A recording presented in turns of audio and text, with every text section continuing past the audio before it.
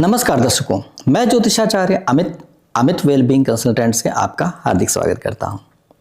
आइए कार्तिक मास के शुभ अवसर पर होने वाले 5 दिन के त्यौहार की शुरुआत त्रयोदशी तिथि को धनतेरस से करते हैं। 5 दिन का त्यौहार होगा, धनतेरस होगा, उसके बाद नरक चतुर्दशी होगी जिसको छोटी दिवाली भी कहते हैं, फिर दिवाली आएगी, दिवाली के बाद गोवर्धन पूजा आएगी, गोवर्धन पूजा के बाद भैया दूज। इस तरह से 5 दिन का त्यौहार, टोटल 5 दिन का त्यौहार होता है, लगातार पड़ता है। तो ये बहुत ही महत्वपूर्ण होता है और बहुत ही आनंददायी भी होता है। तो शुरुआत करते हैं धनतेरस से, और धनतेरस क्यों मनाया जाता है इसके बारे में थोड़ी जानकारी प्राप्त कर लें तो अच्छा रहेगा। आपको बहुत खुशी होगी जब जानकारी मिल जाती है, तो आपके अंदर श्रद्धा उत्पन्न होती है और आप अच्छे तरीके से पूजन कर पाते हैं।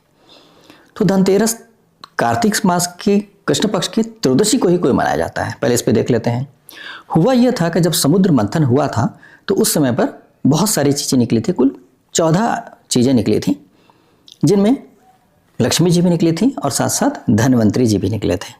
धन्वंतरी जी अपना अमृत कलश लेकर उपस्थित हुए थे और धन्वंतरी जी, तो इस तरह से धन्वंतरी जी का जन्म जो है कार्तिक मास के कृष्ण पक्ष की त्रयोदशी तिथि को हुआ था। तो इसलिए आज के दिन धन्वंतरी जी की पूजा अवश्य की जाती है, साथ साथ लक्ष्मी जी की भी पूजा की जाती है। तो आज के दिन यदि धन्वंतरी जी को पूजेंगे तो क्या फ़ायदा होगा, क्यों पूजा जाए, धन्वंतरी जी में क्या गुण है? तो धन्वंतरी जी के अंदर जो गुण है वो है औषधीय गुण है। उनके अंदर बहुत बड़े चिकित्सक हैं। धन्वंतरी जी बहुत ही महान चिकित्सक के रूप में उनका जन्म हुआ था, जो औषधि के तौर पे अमृत लेके आए थे। धन्वंतरी जी की किसी पे कृपा प्राप्त हो जाए तो व्यक्ति, मरते हुए व्यक्ति को भी जीवित करने की क्षमता रखते हैं। मतलब इनके पास ऐसा ज्ञान है, ऐसी कृपा है, ऐसा गुण है कि मरते हुए व्यक्ति को भी जीवित कर दें, ऐसे गुण हैं। बहुत सारी गूढ़ बातें जो शारीरिक व्याधि से संबंधित है उनको ऐसा ज्ञान प्राप्त है, उसको जो गूढ़ बातें जिससे चिकित्सा की जा सकती है। तो बहुत अच्छी बात हुई ना। खासतौर पे वो लोग जिनका इलाज नहीं हो पा रहा है, जिनकी बीमारी का समझ नहीं आ पा रहा है, ऐसे व्यक्ति को ऐसे धन्वंतरी जी अगर इलाज कर दें तो व्यक्ति तो ठीक हो जाएगा। तो बहुत अच्छी बात हुई ना। तो क्या बुराई है यदि हम धन्वंतरी जी को प्रार्थना करके, उनका पूजन करके उनसे वो गुण प्राप्त करें, उनसे ज्ञान प्राप्त करें और ऐसी कृपा धन्वंतरी जी की हो जाए कि हमारे उनका आशीर्वाद मिल जाए कि हमें भी ऐसे चिकित्सक से वो मिलवा दें जिन चिकित्सकों पे उनकी कृपा है। मतलब ऐसे चिकित्सक जिनके ऊपर धन्वंतरी जी की कृपा है, उन चिकित्सक से हमारा इलाज हो जाएगा, हमारा उपचार हो जाएगा, तो हम भी ठीक हो जाएंगे, हम भी निरोगी हो जाएंगे। तो ऐसे करके हम लोग अपने जीवन में अपने आप को निरोगी कर सकते हैं, अपने आप को स्वस्थ कर सकते हैं। तो इसलिए धन्वंतरी जी का पूजन करना चाहिए।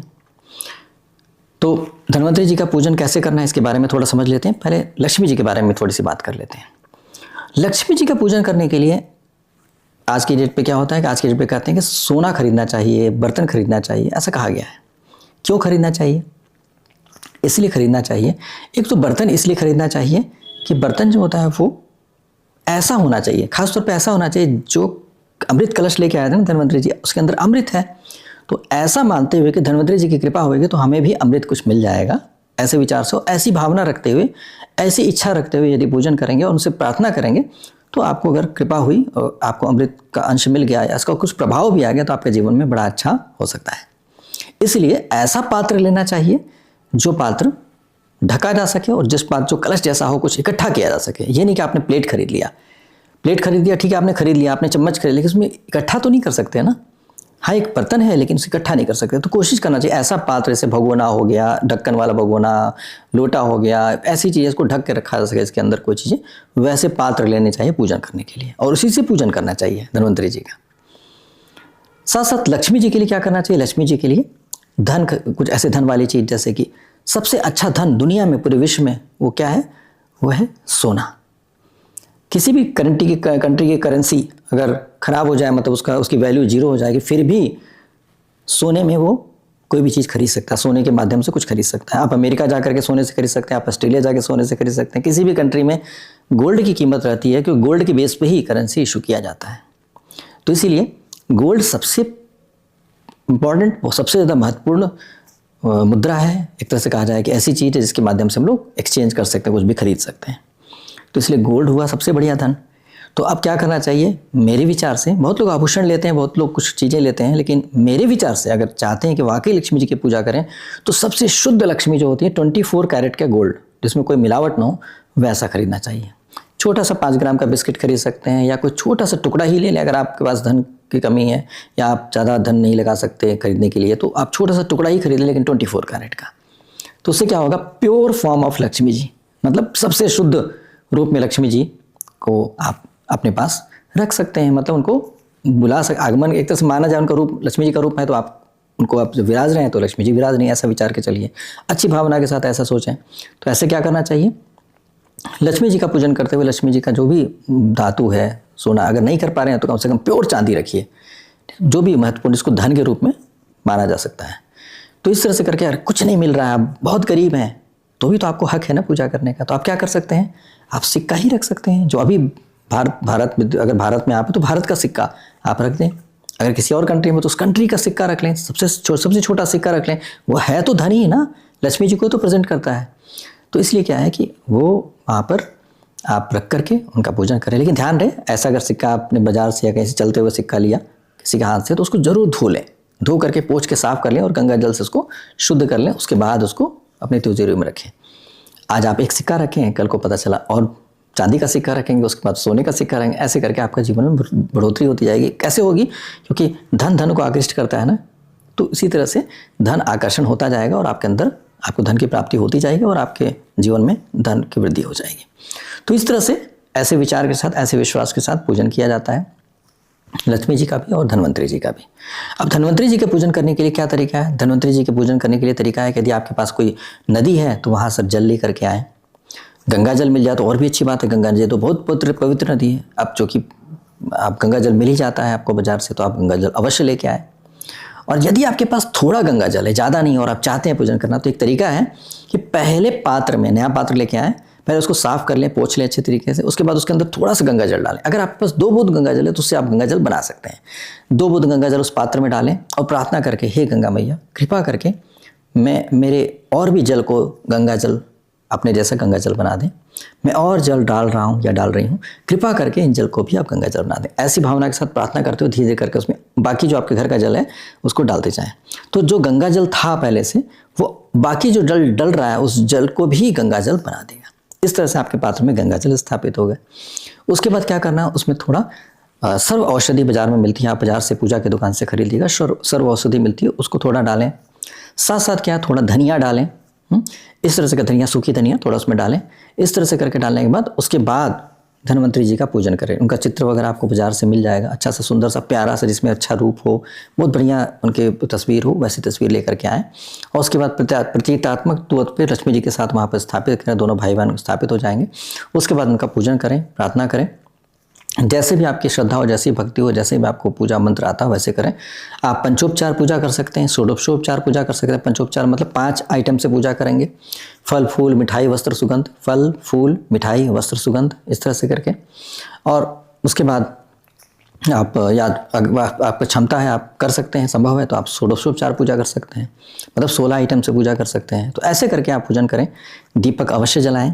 और दीपक कैसे जलाना है, दीपक के लिए देखिए थोड़ा सा विधान डिफरेंट है। दीपक के लिए 13 दीपक जलाने हैं, घी के दीपक जलाने हैं। और दीपक में क्या करना है, दीपक में एक बाती, एक दीपक में 2 मुखी बाती जलानी है, मतलब दोनों तरफ दीपक जलता, बाती जलती हो, ऐसा दीपक होना है। इस तरह से कहा जाए तो ज्योत जो होगी उसमें टोटल 26 ज्योत होगी। इस तरह के दीपक से पूजन करना है। 13 दीपक डबल बाती वाले दीपक आप जलाएंगे, तो इस तरह से आप दीपक प्रज्वलित करेंगे।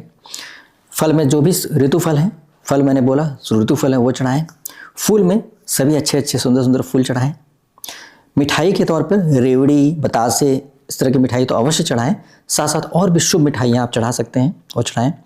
वस्त्र के तौर पर आप कोई भी अच्छा वस्त्र, जो पीला वस्त्र है वो जरूर चढ़ाएं, या सुनहला वस्त्र जो गोल्डन जैसा हो वो चढ़ाएं, लेकिन अच्छा होना चाहिए, सॉफ्ट होना चाहिए। सिल्क या सूती, इनमें से ही 2 में से कुछ चढ़ाएगा। टेरिकॉट या कोई पॉलिस्टर वगैरह नहीं चढ़ाएं। पूजा के लिए आप सूती या रेशमी ही प्रयोग मिले तो बहुत अच्छा रहेगा। वस्त्र हो गया। और सुगंध के तौर पे क्या करें, सुगंध के तौर पे आप चंदन का इत्र प्रयोग में ले सकते हैं, या गुलाब का ले सकते हैं, या केवड़ा का, इनमें से कोई भी इत्र आप प्रयोग में ले सकते हैं। इस तरह से आप सुगंध के तौर पे भी आप चढ़ाएं। अगर आपको धूप अगरबत्ती वगैरह जलाने की इच्छा हो तो अगरबत्ती अवॉइड करें। अगरबत्ती के अंदर बास होता है तो अगरबत्ती अवॉइड करना चाहिए, पूजा में काम नहीं आती अगरबत्ती। आपको धूप वगैरह जलाना चाहिए। आजकल कप्स आते हैं जो साबरनी कप कहते हैं, तो वो कप का इस्तेमाल कर सकते हैं। उसके अंदर बांस नहीं होता और कोई अशुद्ध चीज़ नहीं होती। अगर अच्छी क्वालिटी का अच्छी जगह से लें तो उसमें कोई भी नहीं होता, और बल्कि उसके अंदर जो धुआं आता है बहुत अच्छा होता है, वो शुद्ध करता है घर को, ना कि गंदा करता है, मतलब हवन जैसा लगता है। तो आप चाहें तो वह भी कर सकते हैं, प्रयोग में ला सकते हैं। इस तरह से करके आप पूजन करें और प्रार्थना करें कि हे धन्वंतरि देव, कृपा करके मेरे अब तक के सारे जन्मों के पापों दोषों के लिए मुझे क्षमा करें और मुझे ऐसी सद्बुद्धि प्रदान करें, ऐसा मेरे अंदर मन विचार डाल दें जिससे मैं भविष्य में भी पाप ना कर पाऊँ, कुछ गलतियाँ ना कर पाऊँ जिसका दंड मुझे भुगतना पड़े। अगर भविष्य में भी नहीं होगा तो आपका जीवन तो बहुत आसान हो जाएगा ना, फिर स्मूथ लाइफ चलेगी। और इस तरह से प्रार्थना करते हुए और बोलें कि हे प्रभु, मुझे कृपा करके अपने अमृत कलश से अमृत प्रदान करें और मुझे निरोगी होने के लिए जो भी हो सकता है वो कृपा करें, जिससे मैं सदा निरोगी रहूं और अपने जीवन का उद्देश्य पूर्ण कर सकूं। क्योंकि हर व्यक्ति जीवन लिया है तो किसी न किसी उद्देश्य की वजह से जन्म लिया है। उसका उद्देश्य है, किसी को अपने क्रोध अहंकार को शांत करना है, किसी को परोपकार करना है, किसी को लोगों को निरोगी करना है, किसी को खुशियाँ बांटनी है। हर व्यक्ति का उद्देश्य है जीवन का, तो वो उद्देश्य तो तभी पूरा कर पाएगा ना जब वो रोग मुक्त रहेगा। अगर बीमार पड़ा है तो क्या कर सकता है? एक डॉक्टर ही दूसरे डॉक्टर का इलाज, एक डॉक्टर ही किसी मरीज का इलाज तभी कर पाएगा ना जब वो स्वस्थ रहे। खुद ही बीमार पड़ा है तो कैसे इलाज करेगा? तो वो जिसलिए पैदा हुआ था दूसरों को उपचार करने के लिए, वो नहीं कर पाएगा। इसलिए निरोगी रहना बहुत ज़्यादा जरूरी है। तो इसलिए निरोगिता उनसे ज़रूर मांगे। और अगर धन्वंतरि जी की कृपा हो जाती है तो आप अगर रोगी हैं तो आपको ऐसा भी हो सकता है कि ऐसे व्यक्ति जिसके ऊपर धन्वंतरि जी की कृपा है, वो व्यक्ति से आपकी मुलाकात हो गई और धन्वंतरि जी उसके माध्यम से आपका उपचार कर देंगे। अच्छा, बहुत ही पवित्र आत्मा है, बहुत ही शुद्ध है, बहुत ही कृपा है परमात्मा की, तो धन्वंतरि जी साक्षात प्रकट होकर के आपको आशीर्वाद देकर ठीक कर सकते हैं। डिपेंड करता है कि आप कितने पुण्यशाली हैं, कितने भाग्यशाली हैं, कितने शुभ हैं, कितने शुद्ध हैं। इन सब चीज़ों से के ऊपर डिपेंड करता है उनकी कृपा किस लेवल तक आपको प्राप्त हो जाएगी। तो इसलिए मैंने कोशिश किया है कि आप सभी जो चाहे वो अमीर हो चाहे गरीब हो, अच्छे तरीके से आप त्यौहार मना पाएँ और बहुत अच्छे तरीके से इसका लाभ ले पाएँ। अब इसमें एक और चीज़ की जाती है, वो होता है यम दीपक जलाया जाता है। यम दीप जो होता है वो कैसे जलाते हैं उसका भी पता कर लेते हैं। यम दीप के लिए एक दीपक लें, उसके अंदर तेल डालें और तेल डाल करके उसमें चौमुखा बाती लगाई जाती है। मतलब एक बाती लेकर के उसको बीच में डाल दें इस तरह से कि इधर भी जल जाए उधर भी जल जाए, दूसरे को भी क्रॉस करते हुए, मतलब प्लस का साइन के तौर पे उसमें दीपक जलाया जाता है। और इसको घर के पिछवाड़े रखा जाता है, मतलब घर के पीछे तरफ रखा जाता है। इसको मुख्य द्वार पे नहीं रखना चाहिए, पीछे की तरफ रखा जाता है। ऐसे भी नहीं कि गंदी जगह रख के चले आए, ऐसा नहीं। ऐसी जगह रखें जो थोड़ा साफ़ सुथरा करके, अगर गंदा था तो उसको सफाई करवा लें, खूब शुद्ध करके साफ़ सुथरा करके चमका करके। उसके बाद वहाँ पर शाम के टाइम पे उसको रखना है। और रखने के बाद ध्यान रहे कि उलट के जब वापस रख के वापस मुड़ के जाएंगे अंदर, तो दोबारा उस दीपक को देखने न जाए। वो रात भर जलता रहेगा, सुबह तक तो अपने आप ही दीपक बुझ जाएगा। तो आपको मुड़ करके नहीं देखना, या आपके परिवार के किसी सदस्य को नहीं देखना है। यदि किसी वजह से आपके घर में एक ही एंट्री है, आपके पास एंट्री ही नहीं, कहीं और जला ही नहीं सकते, कहीं प्रज्वलित नहीं कर सकते हैं, तो छत पे जलाने का ऐसा नहीं कीजिएगा। छत पे नहीं जलाते तो आप ऐसा कर सकते हैं कि आप अपने घर में सब लोग, जब सारे सदस्य आ जाए, कोई और आने वाला नहीं जाए, जैसे आपके परिवार का हर सदस्य आ गया, जो रात में आता देर से आता वो भी आ गया, तो उसके बाद फिर क्या करें, उसको द्वार पर जला दें और प्रज्वलित करने के बाद उसके बाद मुड़ के वापस दरवाजे की तरफ नहीं जाना, उसको बंद कर दें इस तरह से कि उसको देखना ही नहीं। ऐसा करने से क्या लाभ होता है? ऐसे करने से ये लाभ होता है कि आपके घर में कोई भी अननेचुरल डेथ नहीं होती, मतलब अप्राकृतिक मृत्यु नहीं होती है। ये नहीं हुआ कि किसी के एक्सीडेंट से डेथ हो गई, या पता चला हॉस्पिटल में किसी डॉक्टर की लापरवाही से मृत्यु हो गई। आजकल बहुत होता है ना, तो कोरोना में क्या हुआ था, बेवजह डेथ हो गई, कभी ऑक्सीजन नहीं मिला तो डेथ हो गई। तो ये सब तो अजीब सी बात है ना, ये अननेचुरल डेथ है। ऑक्सीजन मिल जाता तो व्यक्ति बच जाता है, नहीं मिला तो मर गया। तो ऐसी अननेचुरल डेथ्स होती ही रहती हैं और अनसर्टेनिटी हमेशा बनी रहती है। किसी को टेररिस्ट ने मार दिया पहलगाम में, कहीं पे जो क्या हुआ, अननेचुरल डेथ है ना वो। तो ये सब ऐसी घटनाएं नहीं घटेंगी, तो इसके लिए प्रार्थना की जाती है। अब आप कहेंगे अरे कमाल यार, दीपक जला लिया और अननेचुरल डेथ नहीं हो जाएगी, ये तो मतलब क्या बकवास कर रहे हैं। भाई साहब, आप कर ही तभी पाएंगे सही तरीके से जब आपके जीवन में ऐसा होने वाला होगा। जिस व्यक्ति के जीवन में प्रभु की कृपा होगी और उसके जीवन में अननेचुरल डेथ नहीं होने, उसके परिवार में, उसी को ऐसा मौका मिलेगा कि उसके घर में दक्षिण की दिशा में या उनके पिछवाड़े में जगह होगी और वो अच्छी तरह से दीपक जलाएंगे और जला करके अपने आप को लाभान्वित कर पाएंगे।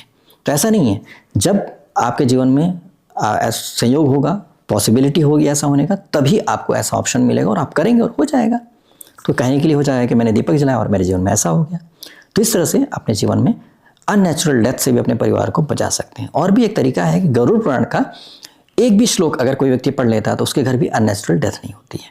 तो जिससे लोग डरते हैं कि गरुड़ पुराण घर के अंदर नहीं रखना चाहिए, डरते हैं कि मरने के समय क्या आता है, ऐसी नेगेटिविटी दिमाग में बैठी हुई है। लेकिन सच्चाई है कि आप गरुड़ पुराण खरीद लीजिए और जा करके देखिए, उसके अंदर शुरुआत में लिखा हुआ है कि इसके आधे श्लोक का भी कोई पाठ करता है तो उसकी अननेचुरल डेथ नहीं होती है। तो अपने परिवार के हर सदस्य को पढ़ा सकते हैं। तो ऐसा नहीं कि एक ही यही उपाय है, और भी उपाय है। साथ साथ अब रूप 14 आएगा तो उस दिन आपका मालिश की जाती है, उपटन किया जाता है, जिसकी वजह से भी कहते हैं कि नरक से व्यक्ति बच जाता है। अब बोलेंगे नरक से कैसे बच जाता है? अरे भाई, आपके अंदर जब आपके पाप धुल जाएंगे काफ़ी हद तक, तो आपको ऐसा होगा कि अब आप काबिल हो गए हैं कि आप नरक न जाएं, तो ऑटोमेटिकली वैसे ही व्यक्ति उपटन करेगा और उसको हो जाएगा। सब व्यक्ति हम मेरे बताने से हर व्यक्ति कर लेगा, ऐसा नहीं है। तो इसीलिए मेरे बताने से हर व्यक्ति यम का दिया निकाल लेगा, ऐसा नहीं है। और सही तरीके से निकालेगा, ऐसा भी नहीं है। तो इसलिए इस तरह से भगवान की कृपा से ये सब रास्ते हैं जिससे अपने जीवन को बेहतर किया जा सकता है। तो इस तरह से आप धनतेरस के दिन ये सब कर सकते हैं कि आप धन्वंतरी जी की पूजा कर सकते हैं, माँ लक्ष्मी जी की पूजा कर सकते हैं, साथ साथ यमदीप भी निकाल सकते हैं, जिससे बहुत अच्छा होगा। अब बात होती है मुहूर्त की। सारी बात तो मैंने तो कर लिया, लेकिन अब ये है कि अब कितने बजे की जाए।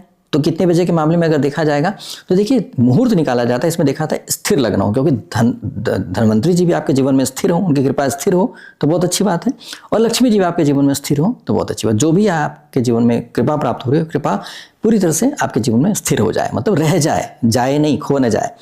तो इसके लिए होता है, हम लोग देखते हैं, एक तो वृषभ लग्न जो होता है स्थिर लग्न होता है, तो वृषभ लग्न मिल जाए तो बहुत अच्छी हो। प्रदोष काल जो होता है शाम के समय होता है वो भी। तो देखिए, प्रदोष काल हो रहा है 5:49 PM से लेकर के 8:20 PM के बीच में प्रदोष काल हो रहा है। ठीक है, संध्या के समय पर होता है। दूसरा होता है वृषभ काल 7:16 से लेकर के 9:12 के बीच में वृषभ लग्न हो रहा है। तो इसमें ऐसा समय निकाल लेते हैं बीच का, जिसमें प्रदोष भी आ जाए और वृषभ काल भी आ जाए, तो कितना बढ़िया हो जाएगा, दोनों बातें हो जाएंगी। तो पावरफुल समय हो गया ना। तो पावरफुल समय हो जाता है 7:16 के बाद प्रदोष काल भी हो रहा है और वृषभ काल भी हो जा रहा है, और 8:20 तक प्रदोष काल भी है, वृषभ काल भी है। हालांकि वृषभ काल 9:12 तक हो रहा है, लेकिन 8:20 तक तो दोनों हो गया ना। तो इसीलिए 7:16 PM से लेकर के 8:20 PM के मध्य का जो समय 1 घंटा 4 मिनट का समय है, यह आपके लिए सबसे उत्तम समय है, उत्तम मुहूर्त है, जिसमें पर आप बहुत अच्छे से धन्वंतरी जी की पूजा कर सकते हैं, लक्ष्मी जी की पूजा कर सकते हैं। और उसके बाद यम दीपक निकालने के लिए ऐसा नहीं है, यम दीपक रात्रि में निकाल सकते हैं, देर भी निकाल सकते हैं, कोई दिक्कत की बात नहीं है। लेकिन कोशिश करें कि सब लोग घर में आ जाए, उसके बाद निकालें। इसके लिए कोई मुहूर्त की चिंता करने की आवश्यकता नहीं है।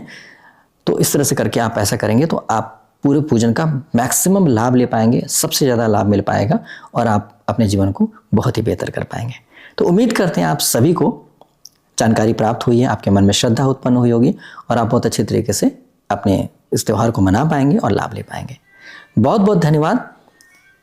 नमस्कार। यदि आप हमारे चैनल को सब्सक्राइब करना चाहते हैं तो आप बड़े आराम से सब्सक्राइब का बटन दबा लीजिए, सब्सक्राइब हो जाएगा। और ऑल नोटिफिकेशन का आइकन जो उसको भी अगर आप प्रेस कर देंगे तो उससे आपको मेरे सारे वीडियोस जैसे ही अपलोड होंगे आपको पता चल जाएंगे। देखिए, अब त्यौहार चल रहा है तो मेरे वीडियोस आएंगे, और आप जैसे अपलोड होगा वैसे आपको वीडियो मिल जाएगा, तो आप फटाफट इसका लाभ ले पाएंगे। साथ साथ ये भी है कि चैनल में आपको इन्फॉर्मेशन अच्छी लगी हो तो आप लाइक करेंगे तो मेरा उत्साह बढ़ेगा, और मज़ा आता है कि आप पसंद कर रहे हैं तो मुझे वीडियो बनाने में। तो उम्मीद करते हैं आप सभी सब्सक्राइब भी कर लेंगे, लाइक भी कर लेंगे, और जानकारी प्राप्त करते रहेंगे और लाभ उठाते रहेंगे, और मेरा भी हौसला बढ़ाते रहेंगे। बहुत बहुत धन्यवाद। नमस्कार।